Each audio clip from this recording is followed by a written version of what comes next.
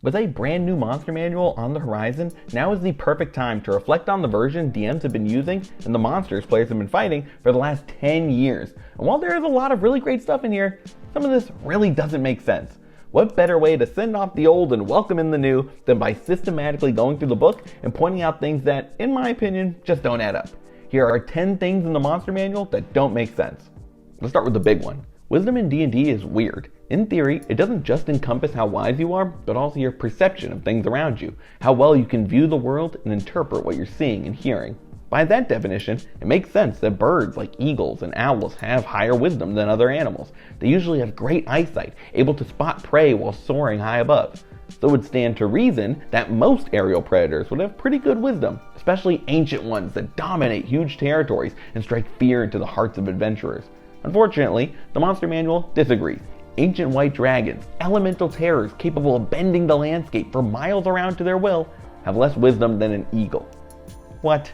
Dragons have incredible senses. They have a much higher perception than eagles, and white ones in particular are said to be more primal. Surely they'd be fine-tuned for hunting and picking up on changes in their environment. And in the traditional sense, an ancient creature who has survived for centuries is 100% going to be wiser than a bird. I have no explanation for this one. It's truly baffling. Edens are some of the more interesting giants, because instead of one head, they have two.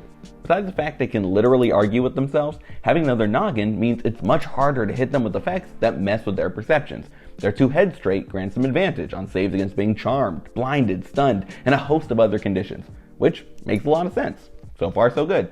But apparently, two heads is better than three, because while Edens are granted advantage against all those effects, chimeras are not. Apparently, having an extra head makes you more susceptible to being frightened.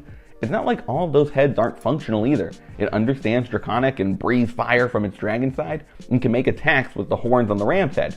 But you know, maybe the designers just wanted to give Eden something cool and unique, so that could be it. Except it's not, because Hydra get the multiple head trait that give them these same buffs, plus some extra Hydra stuff. So clearly, chimeras have been robbed. Where's the consistency, Wizards? Which creature is higher AC? A roper, which looks like a big rock and is said to have skin as hard as one, or a bullet, literally covered in iron plates and able to burrow beneath the ground to get around the battlefield? Of course it's the one with actual metal on its body, right? Nope. Bullets have an AC of 17. Not bad, but Roper's armor class is a whopping 20. I get the rocks are hard, but come on! Bullets have built-in plate armor. Not to mention, Ropers are slow-moving targets. Bullets aren't exactly sprinters, but surely they can dodge a little quicker than the walking boulder. I don't see how this is better than that, but at least the Bullet's bite does more damage, so it has that, I guess. When you mention both class and D&D together, you're usually talking about the archetypes players can choose for their characters. But in the Monster Manual, apparently your social class makes you stronger. Commoners famously have 10s across the board. In every stat, they're the epitome of average. So when you look at the stats for nobles, which are basically commoners but richer, you'd expect them to be pretty similar. Sure, intelligence and wisdom are a little higher, since they would probably have money and time to go to school. I could see charisma getting a bump. They do have to try and charm their way through high society after all. But where it loses me is on strength. Nobles get an 11 to the commoners' humble 10. Obviously there's no mechanical difference there, but this video is about nitpicking, so I will. Shouldn't commoners who have to work hard their whole lives, often on farms as smiths or doing manual labor, be just as strong or stronger than posh nobles living in luxury being attended to? Sure, nobles can receive combat training and probably have better health care, but in terms of raw strength, I'd take your average commoner every day. Eat the rich, folks. Liches are some of the smartest creatures in the multiverse. Having spent their lives studying magic and unlocking the secrets of undeath, they're incredibly powerful mages who use their intelligence to power their magic. You'd think it would take a lot to get that kind of crazy knowledge.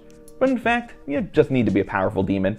Balors match the Lich's intelligence, both sitting at a score of 20. I don't doubt that you need to be smart to run an army of fiends, but Liches spend their whole lives studying and gathering knowledge. I don't think there are colleges in the Abyss where Balors go to learn. This one isn't the biggest offender today, but in my opinion, Liches deserve a stat boost. If you're a druid who's trying to sneak into a guarded fortress or wizard study, one of the first animals you'll probably think to wild shape into is a rat. Rats are small, acrobatic, and really good at getting into places they aren't supposed to be.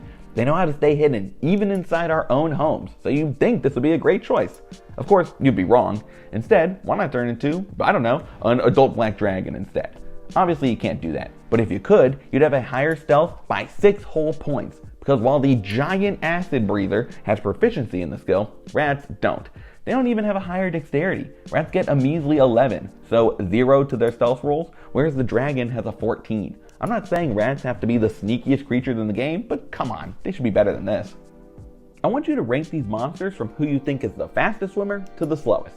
A literal reef shark, the elegant merfolk, an aboleth, ancient underwater terror, or bullywugs, little frog dudes. Got your order? Maybe you said the shark was quickest, a predator built for chasing down prey. Or perhaps the magical aboleth, the biggest in size and master of the depths. Congratulations, it's a trick question. They all have a swim speed of 40 feet. That's really dumb. I understand they don't want to get too in the weeds with how far an enemy can go each turn, and for ease of play, they want to keep it at intervals of 5, but a little more variety wouldn't be that difficult. Make the shark 45, the frogman 35, keep the other two at 40. Look at that, doesn't it just feel right? I hope with the next manual, they change up the speeds a bit more. If for no other reason than the mental image of a bullywug and an aboleth swimming side by side will be haunting my dreams tonight. Your players enter the beholder's lair, and the monster rises to meet them. Its giant eye stares down at the party, and its mouth full of razor-sharp teeth curls into a smile. Its eye stalks all blink open, preparing to blast your players with all sorts of eye beams. That's cool and all, but unfortunately on turn 1, your cleric casts banishment, and it fails the saving throw. But no worries, it'll just use a legendary resistance, right? Right? Nope, because apparently the monster's so iconic and powerful that it graces the cover of the monster manual, doesn't get legendary resistances. It gets legendary actions, but if it fails to save against hold monster, the battle is basically over. Maybe they thought the anti-magic cone it projects from its eye was enough, but players can, move. And it can't look everywhere at once, so if there's more than one spellcaster, they can spread out and hit it from different angles. Are beholders still strong, deadly creatures? Absolutely. Is this a really weird choice? Absolutely. This next one isn't the most egregious on the list, but it just feels off to me. Oozes are some of the strangest monsters in D&D, and Black Pudding is one of the strongest, capable of corroding weapons and armor it touches, as well as splitting into multiple oozes when hit with certain attacks. The pudding is a slithering pile of acidic death, just looking to consume its next victim. But despite being sort of liquidy in form, Black Pudding and other oozes don't resist poison damage. That's just kind of weird when you think about it. A creature that dissolves its prey, corroding and corrupting it until it's reduced to nothing, can be taken out by bad mushrooms or a bit of tainted food. I don't know, I just don't see how creatures that consume things so completely would be susceptible to being poisoned. You'd think its very anatomy would make it harder to affect. But at least this one isn't too out there. The next one on this list, I have no answer for. For this last one, I'm going to cheat a bit and include a monster in a different book, but I think you'll agree it's warranted.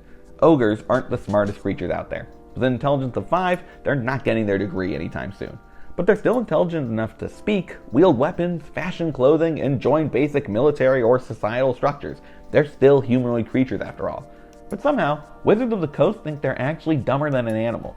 In Monsters of the Multiverse, dolphins are given an intelligence of 6, one higher than Shrek. That's insane. Most animals have intelligence scores around 2 or 3, even creatures we usually think of as being pretty smart.